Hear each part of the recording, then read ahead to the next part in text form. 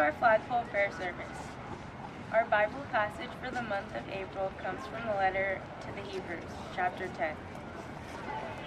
Therefore, brothers and sisters, let us draw near to God with a sincere heart and with the full assurance that faith brings, having our hearts sprinkled to cleanse us from a guilty conscience, and having our bodies washed with pure water.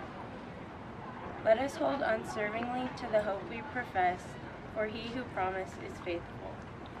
And let us consider how we may spur one another on toward love and good deeds, not giving up meeting together, as some are in the habit of doing, but encouraging one another, and all the more as you see the day approaching. So do not throw away your confidence, it will be richly rewarded. You need to persevere so that when you have done the will of God, you will receive what he has promised. The verse that speaks to me the most from this passage from the Hebrews is, let us hold unswervingly to the hope we profess, for he who promised is faithful. And let us consider how we may spur one another on toward love and good deeds, not giving up meeting together, as some are in the habit of doing, but encouraging one another. It speaks to me three things. First, to have hope even when life throws you curveballs. Second, to work as a society to support one another. And third, not to give up because God is ever faithful. For me, these three concepts mean a lot because I've been thrown a number of curveballs. I've doubted society's love many times, and I've questioned God more often than I'm proud of. At a young age, I experienced trauma, and as the years went by, I never really recovered from it. I just isolated it and tried to move on. Later in life, this trauma, along with many other unfortunate illnesses, accumulated into a disease that I will battle for the rest of my life. About 1 month ago, I was officially diagnosed with PTSD, a mental disease, as many of you may know, is very intense. People who have PTSD will suffer from their past their entire life if they do not seek the right help. I am so lucky because I have a variety of resources close by to aid me in this journey of recovery. My friends, parents, my dog, St. Francis and all of its resources, Miss Rebush, and God have all helped me to get to where I am now. From the beginning of February until the end of March, I stayed home from school and endured intense treatment for my mental illness. It was tough, but my family and the faculty at St. Francis made the process easier than it is for most other people who suffer this illness.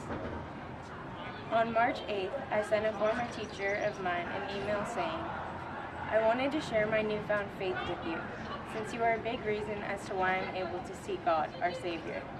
Thanks for everything and for teaching me about my big rocks. At the time, I didn't know about my diagnosis. In fact, I had actually been misdiagnosed for about a month and put on the wrong medications, a brutal process that I was told is just part of the practice of medicine. Many times during this treatment, I was so down and I felt so alone, and I had little motivation to think of things I could do to make myself feel better. But when I thought back to St. Francis and how awesome all of my friends and family are, similar to what the passage says about encouraging one another on and not giving up on meeting together, a spark of hope inside me knew what to do. As I said in the same email to my former teacher, thank God I went on retreat when I did. I'm currently living in a residential home and attending Momentum Day program for healing therapy. But at times, when I don't know what else to do or who else to turn to, I read the Bible and I'm starting to hear God. He's really cool and super good to me. I can already tell.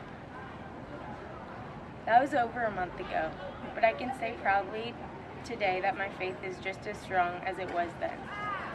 I even decided to attend church at Peninsula Covenant Church in Redwood City a few weeks ago. It was my first time going back to church since my diagnosis, and I decided to go because of God and because of my boyfriend's support.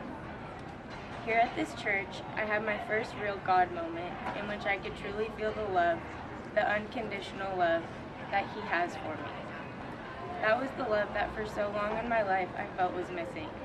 not because I rejected it, but because I never truly opened myself up to it to begin with.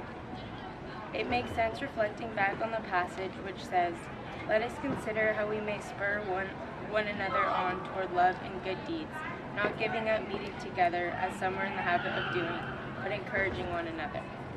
By learning about the meaning of love, surrounded by His holiness and my boyfriend's compassion at that church in Redwood City, I concluded that God is God and that He will forgive me for my past.